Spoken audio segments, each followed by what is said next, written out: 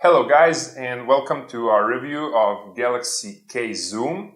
So this is the third generation of Samsung compact camera embodied in a smartphone. We tried it out to see how does it perform as a camera, but we also tried it as a smartphone. So check the rest of the video review. Galaxy K Zoom looks like all the other Samsung smartphones if you look at it from the front side. And on the back side, it's a compact camera that again looks like Samsung smartphones. This cover is not rubberized, but maybe because it's a white cover. I know that the white cover on Galaxy S5 is also not rubberized, but the black and blue are. So maybe you should try some other color version. The design is nice. It's an okay design, classic Samsung, nothing special that stands out of the competition. And the screen is, as you see, pretty good, but I'll talk about that a bit later. Regarding ergonomics, it's not extremely heavy, so you get a compact camera and you get a smartphone in one device. I love that Samsung has a physical button below the screen. It's not part of the screen as on Sony, LG and HTC devices, and you get two virtual keys, so it's pretty easy to manipulate with this device. On the sides you get unlock key, and it's on a natural position where it should be. Also you have two volume keys that can be used as zoom while shooting with camera. What I dislike is that this button isn't a bit bigger. On Galaxy S4 I think, or on Galaxy camera, it was a big shutter button as on true cameras or compact cameras. But still, this is good, and the interface of the camera looks pretty good, but I'll talk about that a bit later. The back cover of the Galaxy K Zoom has a lens from the camera, so actually it's a problem when you place it on the desk. Every time you're actually kind of destroying the back lens. It's covered with plastic, so you're not destroying the lens itself, but you are destroying the plastic, which can reflect on the photo quality you're getting. While holding it in hand, it's not especially bulky. It is a bit heavier, but you get a huge lens. But I cannot say that it's too big and that it cannot fit into a pocket. So if you want to use it for traveling, it'll be a pretty good device, but I recommend you to buy another battery. So you get this battery, but it's okay. It can last for 1 day, but if you're going to travel, if you're going to shoot along with it, you should take two batteries. Also, you get a true flash on this device, and there are two speakers here, which give pretty good quality. It's a double speaker. It's pretty loud. Okay, so what else should I say? The build quality is pretty good. It's a high quality device. It'll stand a lot of torturing, and the front cover has a glass, so it gives great touch sensibility.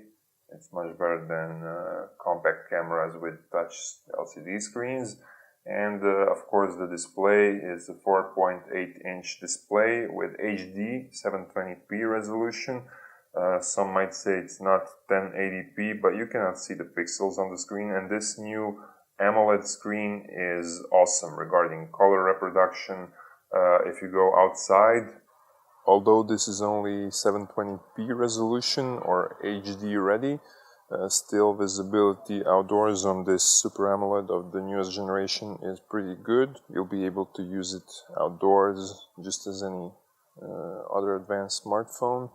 And it's the same screen that Samsung is putting into Galaxy S5 and newest Tab S tablets.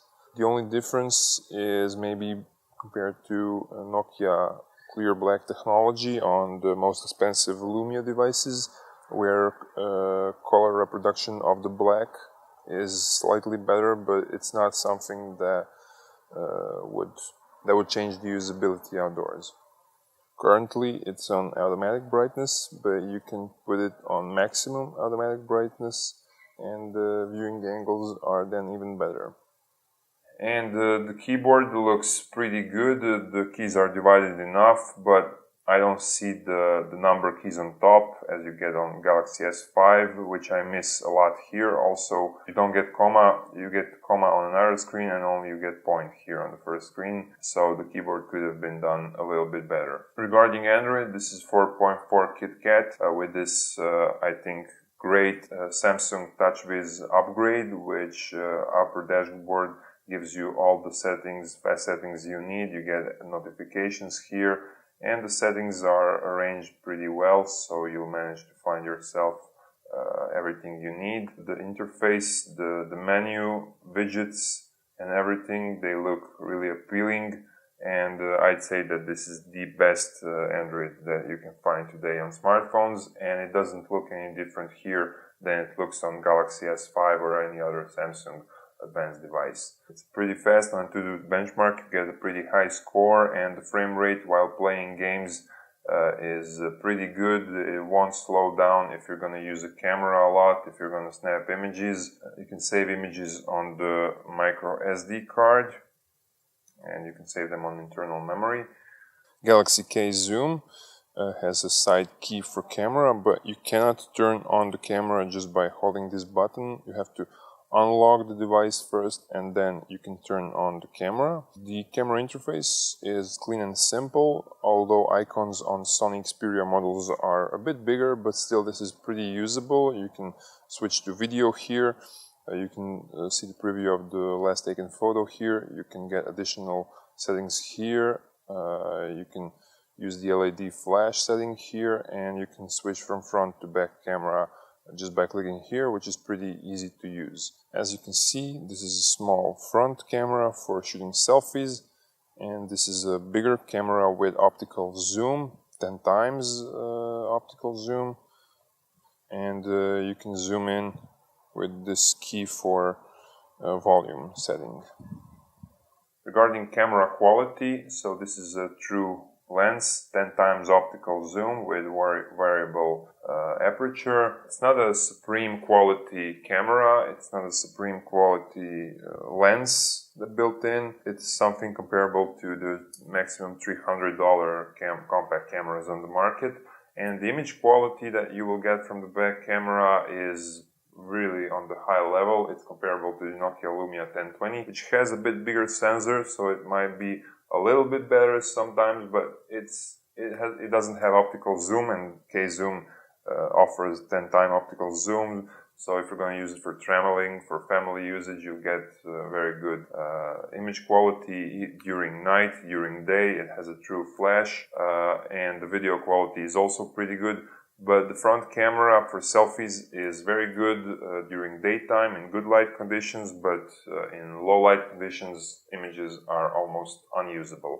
I invite you to check all the video samples and camera samples on the links that I just put on the video, and you can check our Gadget Compare review of Galaxy K Zoom to see all the image and video samples. In the end, this camera is more compact than it was last year, so it's definitely a plus. It's a pretty good smartphone. It's a classic, maybe a bit better Galaxy smartphone with a true camera lens, which is comparable to the $200 compact cameras that you can find on the market. So it's not a supreme camera, it's not a supreme lens, but you'll get pretty good photos for traveling. What I would recommend you is to buy additional battery.